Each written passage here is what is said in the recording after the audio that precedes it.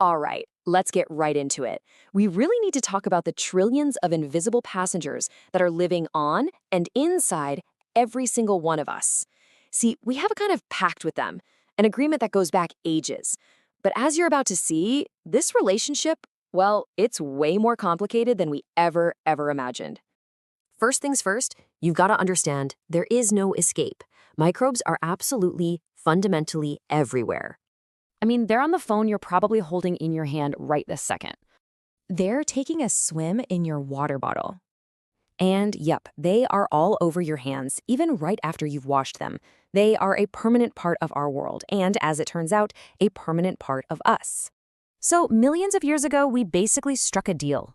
It's a pretty simple arrangement when you think about it. We give them a safe place to live and a constant supply of food. And in return, they work for us. They're doing everything from digesting our lunch to training our immune systems. Sounds like a pretty sweet deal, right? But here's where it gets interesting. The more scientists dig into this supposedly peaceful pact, the more it starts to look less like a friendly partnership and a whole lot more like a delicate Cold War, complete with spies, alliances, and constant negotiations happening right inside our own guts. So where does this all even begin? How do we get this personal, microscopic army in the first place?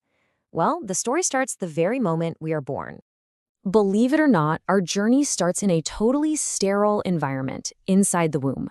But by the time we hit 2 years old, we're hosting a bustling city of microbes. It all kicks off at birth. That's our first major dose. Then breath milk comes in and acts like this specially formulated fertilizer, feeding only specific, friendly bacteria. It's just an incredible, finely tuned process.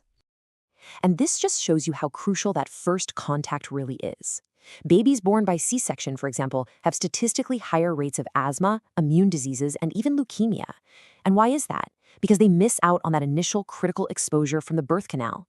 It's the first training session that teaches their immune system how to tell friend from foe. Our bodies don't just put up with this microbial invasion, they expect it, they need it. But that initial colonization, that's just the beginning. Now let's get to the part that is truly mind-blowing. Scientists are uncovering this direct, high-speed connection between our gut and our brain, what they're calling a second brain that has a shocking amount of influence over who we are. 90%. Just let that number hang in the air for a second. 90% of what? What on earth could that be? Get this, 90% of our body's serotonin. That's the key chemical responsible for making us feel happy and content. It's not made in our brain. It's made in our intestines.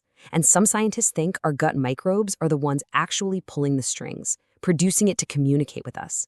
Which, leads to a pretty wild question, doesn't it?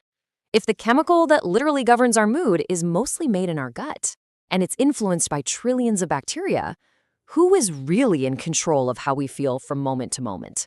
And hey, this isn't just some wild theory. The evidence is starting to stack up. In one study, they gave healthy rats gut microbes from depressed humans, and the rats started showing signs of anxiety. Another study linked specific bacteria in newborns to higher cognitive and motor skills later on.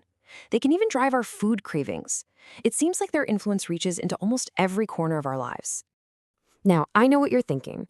This sounds like we're just puppets on a string. But here's the good news. We actually have an incredible amount of power in this relationship. The best way to think about it is this. Your gut isn't a battlefield. It's a garden.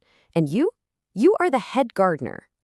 It's actually beautifully simple. The little critters in your gut garden, they have different tastes. Some of them love fiber and vegetables.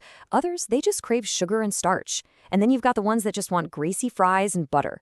Whatever you choose to eat, you are actively choosing which of these bacterial communities gets to grow and thrive. You are literally feeding the army you want to empower. And this right here explains that vicious cycle that so many of us get trapped in. You have a stressful day, so you reach for junk food. The bacteria that love that junk food, they multiply like crazy. They then send these signals, like tiny little propagandists, all the way up to your brain, telling it to keep the good stuff coming. And that makes you crave it more, which feeds them more, which makes you crave it even more. It's an incredibly powerful feedback loop that could be a major reason so many people struggle with obesity. Now, all this new understanding is opening up a whole new and, let's be honest, kind of strange frontier in medicine. I mean, if we can manipulate the garden, what diseases could we possibly treat? And that brings us to the fecal transplant. And yes, it is exactly what it sounds like. You take the entire microbial community from a healthy donor and you transplant it into a sick patient to completely reset their internal ecosystem. It's a bit of a brute force method for sure, but the results can be absolutely astonishing. We already know it's an amazing cure for horrible intestinal infections like C. diff, which often takes over after antibiotics have wiped our good bacteria out. But the side effects of this cure show just how much more is going on. In one case, a woman was cured of her infection, but she became obese after getting a transplant from an overweight donor. And on the flip side, transferring microbes from lean people to obese people actually made them healthier. We are just scratching the surface of what's possible here. So what's the big takeaway from all this? It's that we will never truly be alone. Our bodies are shared spaces, these complex ecosystems that we play host to. But in these trillions of microbes, we haven't just found tenants, we have found a profoundly powerful ally in our own health and survival.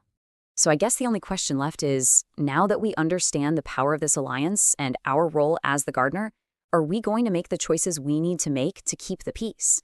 Because the health of our entire inner world really depends on it.